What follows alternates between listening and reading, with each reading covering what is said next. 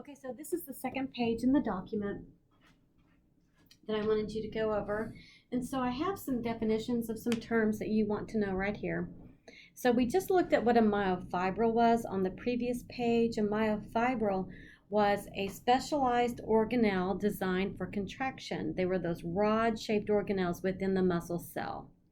Well, what myofibrils are made of, myofibrils are made of sarcomeres joined end to end to end to end. So there's that prefix sarc again. We see a sarc a lot with muscle fibers.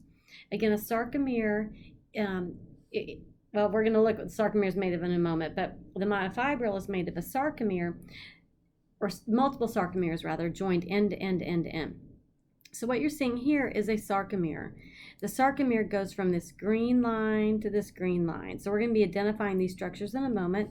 I've labeled it the sarcomere, but there are going to be lots of sarcomeres joined together that will form a single myofibril.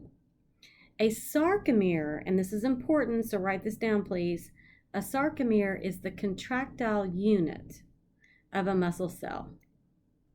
Again, a sarcomere is the contractile unit of a muscle cell. So this is where the contraction actually occurs. Now, a sarcomere, this guy, is made of myofilaments, right? So don't confuse that with myofibril. They're different. Sarcomeres are made of myofilaments. So in my picture, my myofilaments I've colored in red and I've colored in blue. Those are technically the myofilaments, and those are myosin and actin. We have a thick and a thin myofilament that we're going to be talking about. So I wanted you to see those terms. I'm going to leave them there for a second and then push them away because I've got, as you can see, things numbered and labeled here that we're going to take a look at.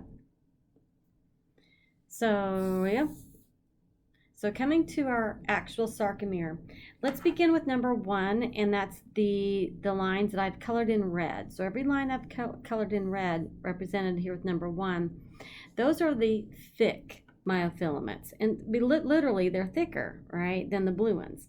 So that's the thick myofilament. The thick myofilament consists of myosin. Then I colored the thin myofilaments in with blue. So in blue at number 2, those are the thin myofilaments. And they're comprised mostly of actin. But there will be some associated proteins as well that I'm going to teach you in a moment. Okay, so mostly actin with some associated proteins. Number 3 is where, you know, these actin myofilaments are connected to one another. That colored in green is referred to as a Z line or Z disc, either way. So you have a Z line here and a Z line here. So technically speaking, the sarcomere itself is actually the region from Z line to Z line. That's the sarcomere. I mean, that's its boundaries, or those Z lines.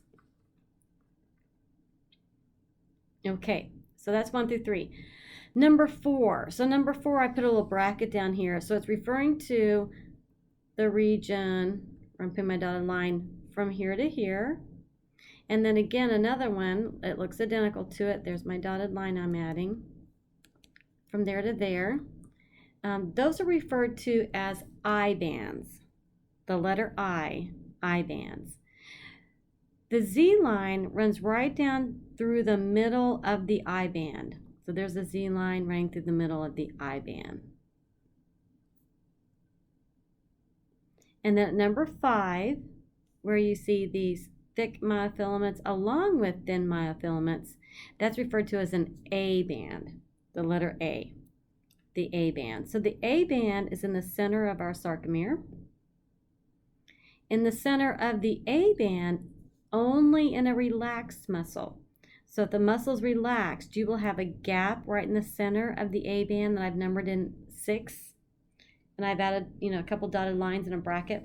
So it's the center of the A band where the actin myofilaments, or those thin myofilaments, are not touching, right? They're not reaching. So you have that space in there. and that's referred to as the H zone, the letter H zone at number 6. So for a moment, let me go ahead and put this key right here, and let me make sure you get those written down. That's what those numbers are, and then I'm gonna move the document up a bit so you can see the bottom of it, so we can go into more details in terms of the molecular structures of the thin and thick myofilaments. So while you're writing that down, I'm gonna come up here and just reorient this. So clearly I'm filming this by myself. That's going all right, I think. There we go. So now we're going to hone in on the bottom of this picture, the bottom of this document. Okay, so here's what we've got. Let's start with the thick myofilaments. So the thick myofilaments are made of myosin.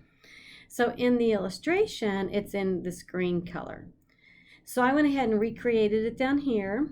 So the green molecules you see here are myosin. They make up the thick myofilament. So I've labeled thick myofilament here, and I've used the term myosin here. Myosin molecules consist of tails and heads. So literally these globular things are heads, and then attached to those are tails. And each myosin molecule will have 2 heads and attached to 2 tails. So those heads can also be called cross bridges. So you'll see that terminology as well. So in fact, right here it says energized cross bridge. Yeah, so they can be called heads or cross bridges.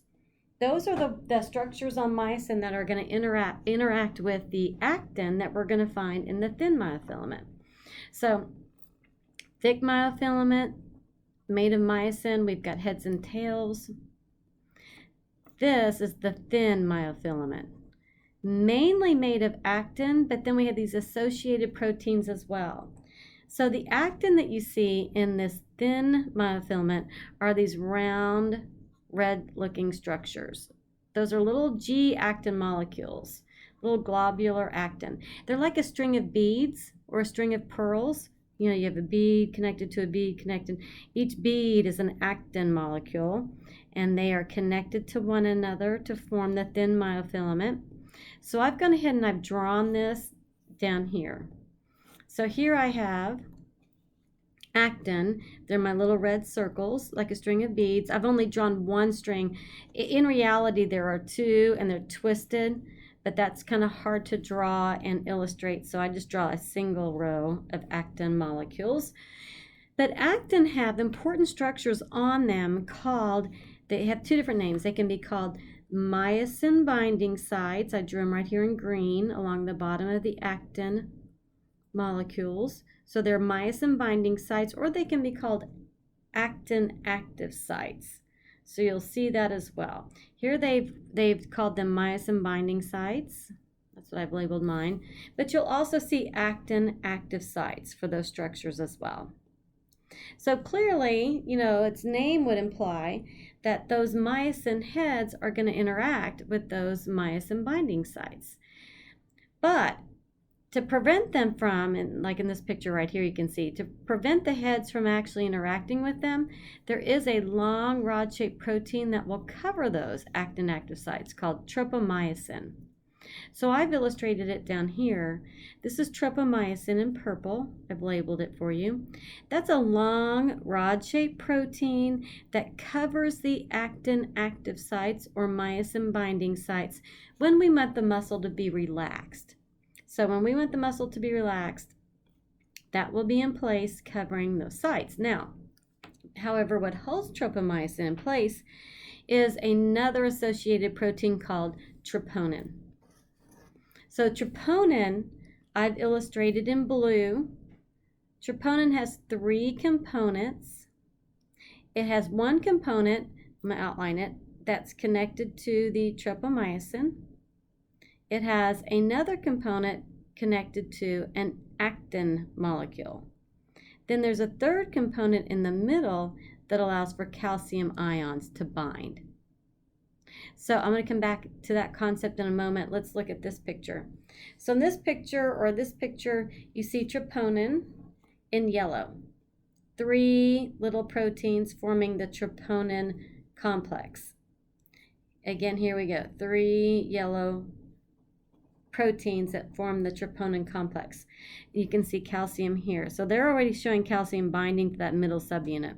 So again, there's a subunit that binds to actin, one that binds to tropomyosin, and the one that allows for the binding of calcium.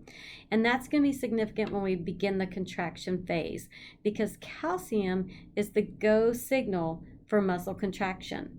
So calcium will be released and then will bind to troponin, which will then trigger the contraction process that we're about to talk about. So anyway, we want to get that anatomy down. You know, myosin, tails and heads, actin, you have the active sites, you have troponin, and you have tropomyosin.